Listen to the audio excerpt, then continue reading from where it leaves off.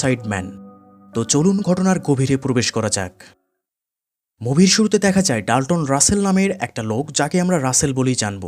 তো সে একটা বদ্ধ ছোট রুমে আটকে আছে এবং সে বলে যে, আমার নাম ডাল্টন রাসেল, আমার কথায় মনোযোগ দিন, কারণ আমি এক কথা দুবার বলি না। আর আমি কয়েকদিন যাবৎ একটা ছোট রুমে নিজের থেকেই আটকে রয়েছি, কারণ আমি সম্প্রতি একটা ব্যাংক ডাকাতির নিখুঁত পরিকল্পনা বাস্তবায়ন করেছি। কেন করেছি সেটা যদি বলতেই হয়, তাহলে আর্থিক প্রয়োজনটা বাদে উত্তরটা খুবই সহজ, কারণ আমি এই কাজে অনেক দক্ষ। যদি বলি কিভাবে, তাহলে সেখানে রয়েছে গল্পের মূল আকর্ষণ। এরপর দৃশ্য পরিবর্তন হয়। দেখা যায় আমেরিকার ম্যানহাটন ট্রাস্ট নামে একটা ব্যাংকে প্রতিদিনের মতোই ব্যাংকের কার্যক্রম স্বাভাবিকভাবেই চলছে। তো ব্যাংকের দিকে একটা গাড়ি আসতে থাকে, যেটা মূলত একটা পেইন্টিংয়ের গাড়ি ছিল। অর্থাৎ আজকেই ব্যাংকে পেইন্টিংয়ের কিছু কাজ ছিল।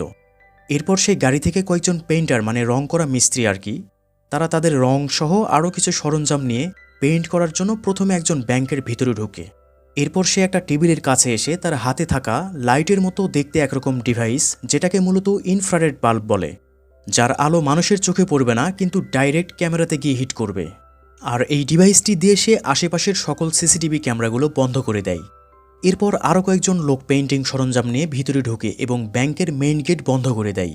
এই বিষয়টি যখন ব্যাংকের গার্ড খেয়াল করে, তখনই সেই লোকটা গার্ডকে বন্দুক ধরে, আর বাকি লোকেরা বন্দুক নিয়ে সেখানে এসে স্মোক গ্রেনেড ছোঁড়ে এবং সবাইকে মাটিতে ডাউন হয়ে যেতে বলে।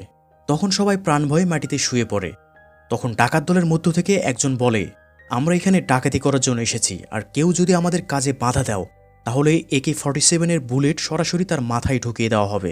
এমন সময় বাইরের একজন পুলিশ দেখে ব্যাংকের গেট দিয়ে ধুঁয়ো বের হচ্ছিল। সে কাছে গিয়ে দেখতে পায় মেইন দরজা লক করা ছিল।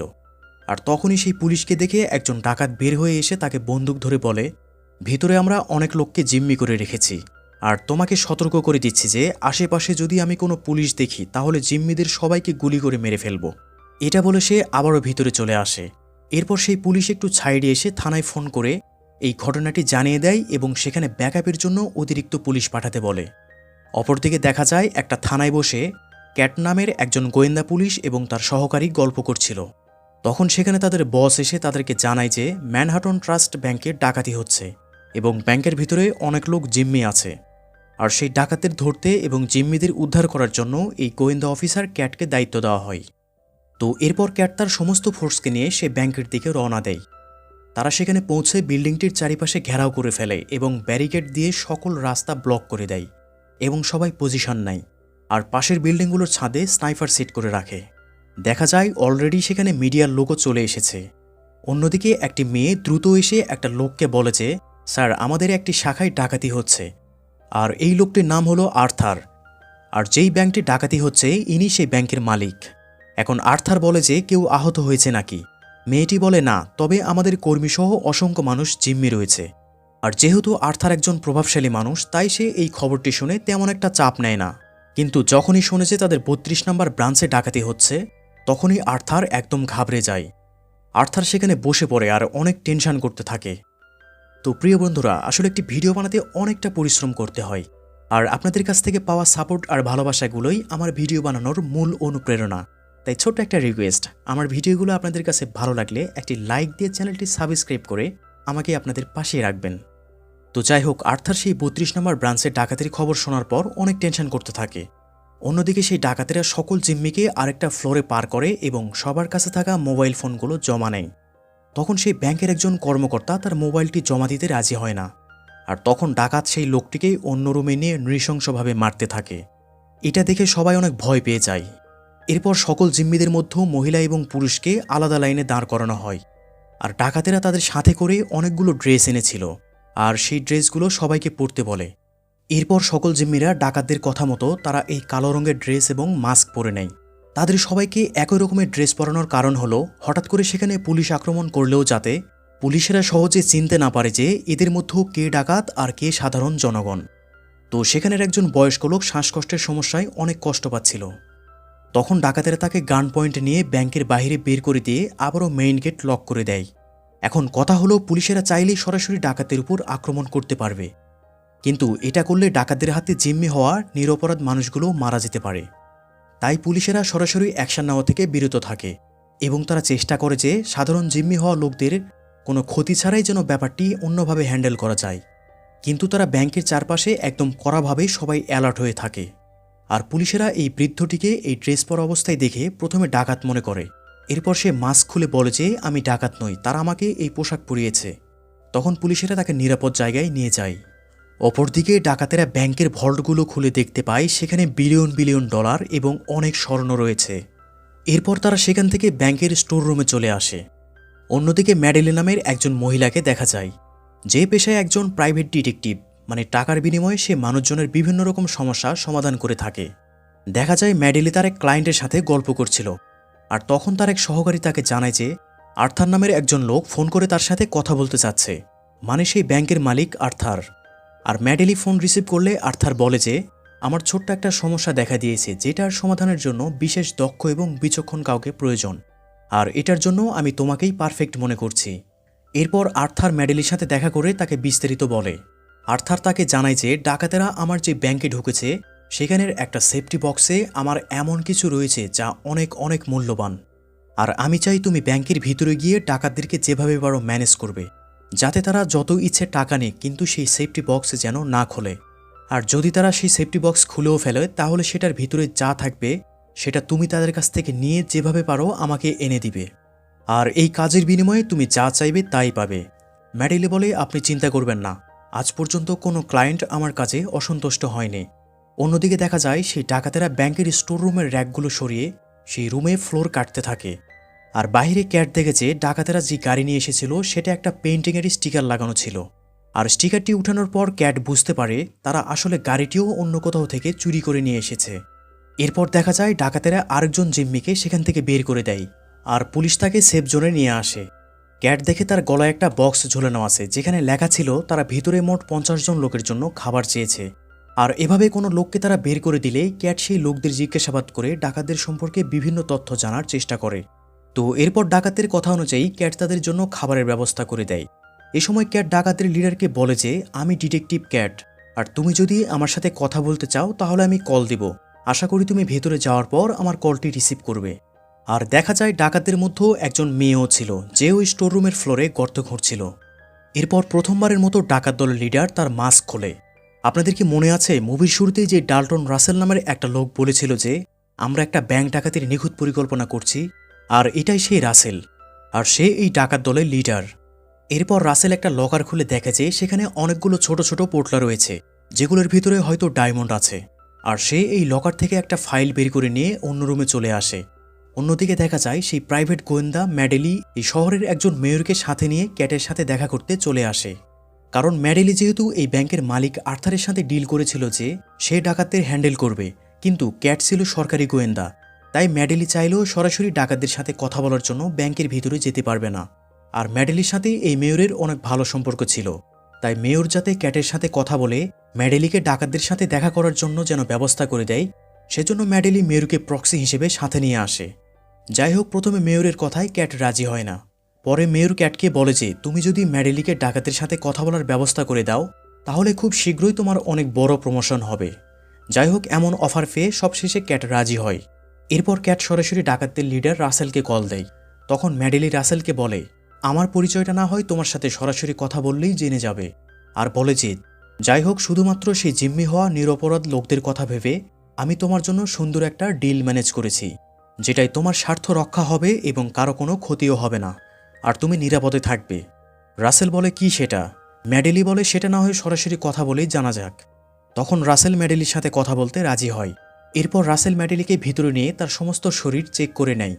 ম্যাডেলি রাসেলকে বলে আমি যে চুক্তিটা ঠিক করেছি সেটা হলো তুমি যদি এখন আত্মসমর্পণ করো তাহলে তুমি সর্বনিম্ন সাজা ভোগ করবে। রাসেল বলে চুক্তিটা তাহলে শুধু এইটুকুই? ম্যাডেলি বলে না, জেল থেকে বের হয়ে তুমি $2 মিলিয়ন পাবে। রাসেল বলে এসব বাচ্চাদের কাহিনী বন্ধ করে আমার কি স্বার্থ রক্ষা করবে সেটা বলো। তখন ম্যাডেলি বলে এইটুকুই বলার ছিল। তখন রাসেল বলে তুমি যেটার জন্য এখানে এসেছো সেই কাহিনীটা আমি নিজের থেকেই বলে দিচ্ছি। সেটা হলো দ্বিতীয় বিশ্বযুদ্ধ চলাকালীন সময়ে একজন আমেরিকান নাগরিক যে পেশায় ব্যাংকার ছিল, সে জার্মানদের সাথে হাত মিলিয়ে নিজ দেশের সাথে বেইমানি করেছিল, আর অসংখ্য মানুষের সম্পদ অবৈধভাবে লুটপাট করেছিল। আর সে এই কুকর্ম করে অর্জিত সম্পদ দিয়ে পরবর্তীতে একটা ব্যাংক খুলেছে, আর তুমি তারই পক্ষ নিয়ে আমার সাথে চুক্তি করতে এসেছো, তাই তো? আসলে রাসেল এই কথাটা কেন বলল সেটা হয়তো আপনারা কিছুটা বুঝতে পেরেছেন, তবে একটু পরে আপনারা পুরোপুরি ক্লিয়ার হয়ে যাবেন যে আসলে এই কথার রহস্যটা কী। তখন ম্যাডেলি বলে, ব্যাপারটা বেশি ঘোলাটে না করে যত দ্রুত সমাধান করা যায় তোমার জন্য ততই ভালো। রাসেল বলে, তুমি তাহলে এখন কি করতে চাচ্ছ? ম্যাডেলি বলে, শুধুমাত্র আমি একটা সেফটি বক্স খুলব। তখন রাসেল যেই সেফটি বক্স থেকে একটা ফাইল বের করেছিল সেই ফাইলটি ম্যাডেলিকে দেখিয়ে বলে, এটার জন্য তাই তো? রাসেল আরও বলে, তোমাকে যে এখানে পাঠিয়েছে তার উচিত ছিল এই ফাইলটি ধ্বংস করে ফেলা, কিন্তু যেহেতু সেটা করেনি তাই এটা এখন আমার, এবং এটি আমার ভবিষ্যতের নিরাপত্তা। কারণ পরবর্তীতে যদি আমাকে আদালতের সামনে দাঁড়াতে হয় তাহলে এই কাগজের বিনিময়ে তুমি আর তোমার বস আমাকে সাহায্য করবে। তখন ম্যাডেলি বলে, তুমি এই কাগজটা নিয়ে এখান থেকে বের হতে পারলে বিনিময়ে অনেক টাকা পাবে। রাসেল বলে, কথাটা মাথায় রাখলাম। তখন ম্যাডেলি বলে, আচ্ছা তুমি এখান থেকে পালাবে কিভাবে? তখন রাসেল বলে, সবার সামনে দিয়ে মেইন গেট দিয়ে বের হয়ে যাব। অবশেষে ম্যাডেলি বলে, এই ফাইলের ব্যাপারে তুমি কিভাবে জেনেছ? তখন রাসেল বলে, অপরাধ হলো দুর্গন্ধের মতো, যেটাকে ঢেকে রাখলেও কখনো সেটা থেকে গন্ধ দূর করা যায় না। যাই হোক, ম্যাডেলি এতক্ষণে বুঝে যায় যে রাসেল যেমন তেমন কোনো ডাকাত নয় এবং সে সবকিছু পরিকল্পনা করেই এখানে এসেছে। এরপর ম্যাডেলি কোনো উপায় না পেয়ে সেখান থেকে বের হয়ে আসলে ক্যাট তাকে জিজ্ঞেস করে যে তোমাদের কি কথা হলো। তখন ম্যাডেলি বলে, তাকে অফার করেছিলাম এখন যদি সে আত্মসমর্পণ করে তাহলে তার সাজা কম হবে, কিন্তু সে রাজি হয়নি। মানে ম্যাডেলি ক্যাটকে ভুলভাল বুঝিয়ে সেখান থেকে চলে আসে, কিন্তু ক্যাট ব্যাপারটি ঠিকই বুঝতে পারে যে এসবের মধ্যে কোনো না কোনো ঘাপলা রয়েছে। এরপর ক্যাট রাসেলকে ফোন করে বলে, তোমার জন্য প্লেন রেডি করা হয়েছে। মানে রাসেল আরও আগেই তার জন্য এয়ারপোর্টে একটা প্লেন রেডি করার শর্ত দিয়েছিল। ক্যাট আরও বলেছে, আগে একটা কাজ করতে হবে, সেটা হলো আমি আগে ভিতরে গিয়ে শিওর হতে চাই যে তুমি সকল জিম্মিকে সুরক্ষিত রেখেছ কিনা, আর তারপরেই তুমি তোমার প্লেন বুঝে পাবে। তো এরপর রাসেল ক্যাটকে ভিতরে নিয়ে এসে বিভিন্ন রুমে বন্দি করে রাখা সকল জিম্মিদের দেখায়। এক পর্যায়ে ক্যাট বলে, তোমার এত পরিকল্পনা থাকতেও তুমি এখান থেকে বের হচ্ছ না কেন? তখন রাসেল বলে, আমি কাপুরুষের মতো এখান থেকে পালাবো না, সময় হলে সবার চোখের সামনে দিয়ে হেঁটে বের হয়ে যাব। এভাবে কথা বলার এক পর্যায়ে ক্যাট হঠাৎ রাসেলকে আক্রমণ করে। আসলে ক্যাট চাইছিল সে যেভাবেই হোক একবার রাসেলের ফেসটা দেখবে, আর তখনই আরেকজন ডাকাত এসে ক্যাটকে গান পয়েন্টে নিয়ে বাইরে বের করে দেয়। অপরদিকে দেখা যায় তারা ব্যাংকের স্টোর রুমে অলরেডি একটা গর্ত খুঁড়ে ফেলেছে। আর ক্যাট সেখান থেকে ফিরে এসে যখন আরেকজন পুলিশের সাথে কথা বলছিল তখন হঠাৎ রাসেল ক্যাটকে ফোন করে বলে যে, তোমরা ব্যাংকের দোতলার দিকে টার্গেট করে যে সিসিটিভি ক্যামেরাটি লাগিয়েছ সেটার মনিটরে তোমরা একবার তাকিয়ে দেখো। আসলে পুলিশেরা গোপনে ব্যাংকের বাইরে আরেকটি ক্যামেরা লাগিয়ে ব্যাংকের 2 তলা গোপনে ফলো করে আসছিল, আর সেই ক্যামেরাটি রাসেল দেখতে পেয়ে রাগে ক্যাটকে কল দিয়ে লাইনে থাকা অবস্থায় সরাসরি একজন জিম্মিকে গুলি করে মেরে ফেলে। আর ক্যাটেরা সবাই এটা দেখে তো প্রচণ্ড হতাশ হয়ে পড়ে, আর সেই জিম্মি খুন হওয়ার জন্য সেখানে ক্যাটের বস চলে আসে। আসার পর সে তো অনেক রেগে যায় এবং তাদের উপর অ্যাকশনে নামার জন্য পুলিশকে নির্দেশ দেয়। এরপর পুলিশেরা ব্যাংকের ম্যাপ দেখে বিভিন্ন প্ল্যান করেছে তারা কোন দিক দিয়ে কিভাবে আক্রমণ করবে এবং কিভাবে জিম্মিদের সেফ রাখবে। কিন্তু তারা ঠিক করে যে সেখানে পরিস্থিতি অনুযায়ী গুলির পরিবর্তে তারা রাবার বুলেট ব্যবহার করবে। তো এরপর তারা প্ল্যান মতো পজিশন নিতে শুরু করে। আর ক্যাট তখন তাদের রুমে একটা বক্স হাতে নিয়ে নাড়াচাড়া করছিল, আর তখনই সে দেখতে পায় সেটার ভিতরে একটা ট্রান্সমিটার লাগানো ছিল। মানে রাসেল তাদের খাবারের একটা লিস্ট লিখে যে বক্সে করে একটা জিম্মির গলায় এটা লাগিয়ে দিয়েছিল সেটার ভিতরে একটা ট্রান্সমিটার সেট করে রেখেছিল, যাতে ক্যাটদের অফিসের সমস্ত কথা তারা শুনতে পায়। এটা দেখে ক্যাট সঙ্গে সঙ্গে তাদের পুরো টিমকে ফোন করে বলে, ডাকাতেরা আমাদের সমস্ত কথা এবং এই অপারেশনের প্ল্যান শুনে ফেলেছে, তাই ক্যাট এই অপারেশন বাতিল করতে বলে। কিন্তু ক্যাটের বস তাদের আক্রমণের জন্য নির্দেশ দিয়েছিল, তাই পুলিশেরা বলে যে আমরা আক্রমণ চালিয়ে যাব। আর এই সকল কথা ব্যাংকের ভিতর থেকে রাসেল শুনছিল। আর এবার তারা সব জায়গায় স্মোক গ্রেনেড ছড়ে ধোঁয়ার সৃষ্টি করে সকল জিম্মিদের এক জায়গায় জড়ো করে। এরপর তারা মেইন দরজার সামনে একটি বোমা ব্লাস্ট করায়। এরপর সকল জিম্মিদের মেইন গেট দিয়ে বের করে দেয়। আর সবার একই রকম পোশাক থাকার জন্য জিম্মিদের সাথে যেহেতু আসামিদেরও পালিয়ে যাওয়ার সম্ভাবনা ছিল, তাই পুলিশেরা সকলকেই রাবার বুলেট দিয়ে ফায়ার করে ডাউন করে ফেলে এবং সকলকেই গ্রেপ্তার করে জিজ্ঞাসাবাদের জন্য থানায় নিয়ে যায়। এরপর ক্যাটসহ পুলিশেরা ভিতরে গিয়ে একে একে ব্যাংকের সকল রুম চেক করে, কিন্তু তারা সেখানে কোনো ডাকাতকে পায় না এবং কোনো খুন হওয়া লাশকেও পায় না। তবে তারা ডাকাতদের বন্দুকগুলো খুঁজে পায়, কিন্তু অবাক করা বিষয় হলো এইগুলোর একটাও আসল বন্দুক ছিল না, সবগুলো ছিল খেলনা বন্দুক। তারা আরেকটি রুমে গিয়ে দেখে যে যেই জিম্মিকে গুলি করে মারা হয়েছিল আসলে সেটিও ছিল একদম সাজানো। ডাকাতেরা আসলে তাদের মধ্যেই একজনকে দিয়ে রং এবং সিরিঞ্জের মাধ্যমে এই খুনের অভিনয় সাজিয়েছিল, যাই হোক, এখন বাকি রইল যে এই ব্যাংক থেকে কত টাকা আর কি কি চুরি হয়েছে। তো সেই হিসেবটি মেলানোর জন্য ক্যাট প্রথমে সেই ব্যাংকের ডাকাতির পূর্বের সকল ডকুমেন্টসগুলো চেক করে দেখে যে আসলে ব্যাংকের ডাকাতির পূর্বে মোট টাকার পরিমাণ কত ছিল। আর চেক করার পরে তারা হিসাব মিলিয়ে দেখে যে একটা টাকাও এই ব্যাংক থেকে চুরি হয়নি, এমনকি অন্য কোনো কিছুও চুরি হয়নি। কিন্তু সেখানে একটা রিপোর্ট চেক করার সময় হঠাৎ ক্যাটের চোখে পড়ে যে ব্যাংকের যেই সেফটি লকারগুলো ছিল সেগুলোর মধ্যে সবগুলি ঠিকঠাক ছিল, কিন্তু 391-এর পরে আজ পর্যন্ত 392 নম্বর লকারটির ইনফরমেশন কোথাও এই ব্যাংক উল্লেখ করেনি। মানে 392 নম্বর লকারের সকল ইনফরমেশন এই ব্যাংক এতদিন যাবৎ গোপন রেখে আসছিল। আর অন্যদিকে দেখা যায় ম্যাডেলি সেই ব্যাংকের মালিক আর্থারের সাথে দেখা করতে চলে আসে। তখন আর্থার বলে, আমি তোমাকে যেই ফাইলটি উদ্ধার করতে পাঠিয়েছিলাম সেটি কোথায়? ম্যাডেলি বলে সেটি ডাকাতের লিডার তার নিজের কাছে রেখে দিয়েছে, যাতে আপনি তার প্রতি কোনো প্রতিশোধ না নেন এবং ভবিষ্যতে সেই বিপদে পড়লে আপনি যাতে তাকে সাহায্য করেন। ম্যাডেলি বলে, তবে আপনার সম্পর্কে ডাকাতের লিডার সব কিছু জানে। দ্বিতীয় বিশ্বযুদ্ধ চলাকালীন সময়ে আপনি যেভাবে ধনী হয়েছেন। আর এই প্রথমবারের মতো আর্থার ম্যাডেলিকে বলে যে হ্যাঁ, সেটি প্রায় 60 বছর আগের ঘটনা। দ্বিতীয় বিশ্বযুদ্ধের সময় আমি একজন আমেরিকান হওয়া সত্ত্বেও জার্মানির নাৎসি বাহিনীর সাথে হাত মিলিয়ে অঢেল সম্পত্তি কামিয়েছিলাম, কারণ তখন আমি একজন যুবক এবং উচ্চাকাঙ্ক্ষী মানুষ ছিলাম আর ভালো খারাপ কিছু বিশ্লেষণ করিনি। আর্থার আরও বলে যে আমার একজন ইহুদি বন্ধু ছিল যাকে আমি সাহায্য করতে পারতাম, কিন্তু আমি সেটা করিনি। তার অনেক সম্পত্তি ছিল। নাৎসি বাহিনী তার পরিবারকে মেরে ফেলার পর তাদের কাছে থেকে আমি অনেক সম্পত্তি পেয়েছিলাম। আর এই সকল অবৈধ সম্পত্তির ফাইল এবং অসংখ্য ডায়মন্ড আমার ব্যাংকের 392 নম্বর সেফটি বক্সে রাখা ছিল, এবং সাথে একটা ডায়মন্ডের আংটিও ছিল, যেটি ছিল আমার সেই ইহুদি বন্ধুর স্ত্রীর। যাই হোক, ম্যাডেলি যেহেতু অনেক আগেই রাসেলের কাছে থেকে আর্থারের এই কুকর্মের কথা জেনেছিল, তাই এবার ম্যাডেলির চুক্তির টাকার সাথে আর্থার তাকে আরও কয়েক গুণ বেশি টাকার একটা চেক দেয়, যাতে ম্যাডেলি এই সমস্ত কথা গোপন রাখে। এরপর ম্যাডেলি এতগুলো টাকা পেয়ে খুশি হয়ে সেখান থেকে চলে আসে। আর ম্যাডেলি সেখান থেকে চলে আসলে এই সব কিছুর জন্য আর্থার প্রচণ্ড রকম মর্মাহত হয়ে পড়ে। এরপর আবারও সেই শুরুর দৃশ্য দেখানো হয়, যেখানে রাসেল বলেছিল যে সে একটা ছোট রুমে কয়েকদিন থেকে নিজের ইচ্ছায় আটকে রয়েছে এবং সে একটি ব্যাংক ডাকাতির পরিকল্পনা বাস্তবায়ন করেছে। আর এবার রাসেলের হাতে অসংখ্য ডায়মন্ড দেখা যায়। আর এই ডায়মন্ডগুলোই সেই 392 নম্বর লকারের ভেতরে অনেকগুলো কালো ব্যাগের মধ্যে রাখা ছিল। আর এবার দেখা যায় রাসেল সেই ব্যাংকের স্টোর রুমের র্যাকের পেছন থেকে বেরিয়ে আসছে। মানে হলো এই ব্যাংকে ডাকাতির পর অন্য ডাকাত সদস্যরা জিম্মিদের সাথে মিক্স হয়ে গিয়েছিল, যার কারণে পুলিশ তাদের আলাদা করে শনাক্ত করতে পারেনি। কিন্তু রাসেল এই স্টোর রুমের র্যাকগুলোর পিছনে ছোট্ট একটা রেডিমেড রুম বানিয়ে সেখানেই কয়েকদিন ধরে লুকিয়ে আছে, কারণ রাসেল সবাইকে চ্যালেঞ্জ দিয়ে বলেছিল যে সে সবার সামনে দিয়ে ব্যাংক থেকে বেরিয়ে যাবে। আর এখন সে এখান থেকে বের হওয়ার জন্য প্রস্তুতি নিচ্ছে।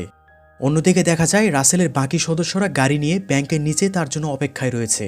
আর তারা দেখতে পায় ক্যাট আবারও সেই ব্যাংকে ঢুকছে। আর এই খবরটি তারা ফোন করে রাসেলকে জানিয়ে সতর্ক করে দেয়। যাই হোক, এবার রাসেল ব্যাংকের স্টোররুম থেকে বের হয়ে হাঁটতে শুরু করে। আর মেইন গেটের সামনে এসে সে ক্যাটকে দেখতে পায় এবং রাসেল ইচ্ছাকৃতভাবে ক্যাটের সাথে ধাক্কা লেগে দুজনেই সরি বলে চলে যায়। যাই হোক, রাসেল এবার গাড়িতে উঠলে তার একজন সঙ্গী ব্যাগ চেক করে দেখে যে সেখানে অনেকগুলো ডায়মন্ড রয়েছে। তখন লোকটি বলে যে ডায়মন্ডের আংটিটা কোথায়? তখন রাসেল বলে সেটা জায়গা মতোই রেখে দিয়েছি, আর বলে যে আমি শুধু একজন অসৎ ব্যক্তির অবৈধ সম্পত্তি ডাকাতি করেছি, যে নিজের অপকর্ম ঢেকে রাখতে চেয়েছিল।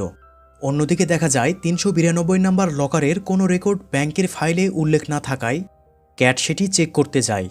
আর সে লকারটি খুলে তেমন কিছুই পায় না, শুধুমাত্র সে একটা আংটি পায় আর একটা চিরকুট পায়, যেটাই লেখা ছিল এই আংটিকে অনুসরণ করো। এবার ক্যাট স্পষ্ট বুঝতে পারে যে এই 392 নম্বর লকারটি সেভ করার জন্যই আর্থার ম্যাডেলিকে ব্যাংকে পাঠিয়েছিল, যার জন্য ক্যাট সেই আংটি নিয়ে সোজা আর্থারের কাছে চলে আসে এবং বলে যে আপনার ব্যাংকের 392 নম্বর লকারের আজ পর্যন্ত কোনো রেকর্ড ফাইলে নেই, সেটার কাহিনী কি? কিন্তু আর্থার এ ব্যাপারে ক্যাটের সাথে কোনো কথা বলতে রাজি হয় না। এক পর্যায়ে সে আংটিটা দেখিয়ে বলে যে এটাই তাহলে আসল কাহিনী, তাই না? এই বলে সে ওখান থেকে সোজা মেয়রের কাছে চলে আসে। এসে দেখে যে ম্যাডেলিও মেয়রের সাথেই রয়েছে। আসলে ক্যাট বুঝতে পেরেছিল যে আর্থারের সকল অবৈধ সম্পদ সেই 392 নম্বর লকারে ছিল, আর সেটা অলরেডি ডাকাতেরা নিয়েই গেছে। আর এই আংটিটা রেখে গিয়েছিল যাতে সেটার একটা সূত্র ধরে ক্যাট এগিয়ে যেতে পারে। আর তাই ক্যাট সেই আংটিটা ম্যাডেলি এবং মেয়রকে দেখিয়ে বলে যে আপনার দেওয়া কথা অনুযায়ী যদি আমার প্রমোশনের ব্যবস্থা করেন তাহলে আপনারা সবাই রক্ষা পাবেন। এছাড়া এই আংটির সূত্র ধরে আমি এই কেস লড়ে যাব এবং সবার মুখোশ খুলে দেব। আর যেহেতু ম্যাডেলি এবং মেয়রও এটার সাথে পরোক্ষভাবে জড়িত ছিল, তাই তারা উপায় না পেয়ে ক্যাটের প্রমোশনের ব্যবস্থা করে দিতে রাজি হয়। এরপর ক্যাট বাসায় ফিরে এসে তার পকেটে এক পিস ডায়মন্ড খুঁজে পায়। আর এবার ক্যাটের একটা কথা মনে পড়ে, সেটা হলো ক্যাট একবার ব্যাংকের ভিতরে জিম্মিদের দেখতে গিয়ে রাসেলকে প্রশ্ন করেছিল যে, তোমার এত নিখুঁত পরিকল্পনা থাকতেও তুমি ডাকাতি করে ব্যাংক থেকে বের হচ্ছ না কেন? তখন রাসেল বলেছিল যে সময় হলে সবার সামনে মেইন গেট দিয়ে বেরিয়ে যাব।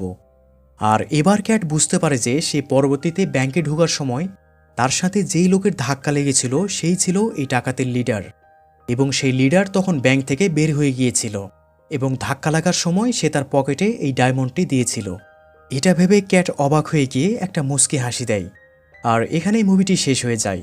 তো আপনাদের মনে একটা প্রশ্ন আসতে পারে, অথবা আপনারা ব্যাপারটি ভুলে গেছেন, সেটি হলো এই ব্যাংকের মালিকের এই অবৈধ সম্পদের কথা এবং ওই 392 নম্বর লকারের কথা এই ব্যাংক ডাকাত রাসেল জানলো কিভাবে, তাই না? তো আপনারা খেয়াল করছেন কিনা জানি না, সেটা হলো রাসেলকে রিসিভ করার জন্য গাড়িতে একটা লোক বসেছিল যে রাসেলকে সেই আংটির কথা জিজ্ঞেস করেছিল, এবং সেই ডাকাতির সময় যখন যেই দুইজন জিম্মিকে তারা ছেড়ে দিয়েছিল তাদের মধ্যেও এই লোকটাও ছিল। আর এই লোকটাকেও কিন্তু ক্যাট জিজ্ঞাসাবাদ করেছিল। আর এই লোকও রাসেলদের সাথে ব্যাংক ডাকাতির জন্য ব্যাংকের ভিতরে ঢুকেছিল। আর এই লোকটি ছিল ইহুদি। আর ব্যাংক মালিক আর্থার কিন্তু বলেছিল যে তার একজন ইহুদি বন্ধু ছিল যার অনেক সম্পত্তি সে পেয়েছে। এখন হতে পারে আর্থারের সাথে সেই ইহুদি বন্ধুর কোনো দিক দিয়ে হয়তো এই লোকটি পরিচিত ছিল, যার জন্য এই লোকও আর্থারের ওইসব ঘটনার কথা জানত। যদিও মুভিতে বিস্তারিত বিষয়টি ক্লিয়ার করে জানায়নি, তবে মুভির কাহিনীর মধ্যেও বিভিন্ন হিন্টস দিয়ে এটিই বোঝানো হয়েছে। তো ভিডিওটি কেমন লাগলো তা কমেন্ট করে জানিয়ে দিবেন। ভিডিওটি ভালো লাগলে আশা করছি একটি লাইক দিয়ে চ্যানেলটি সাবস্ক্রাইব করে আমার পাশেই থাকবেন। সবাই ভালো থাকুন, সুস্থ থাকুন, কথা হবে পরবর্তী ভিডিওতে।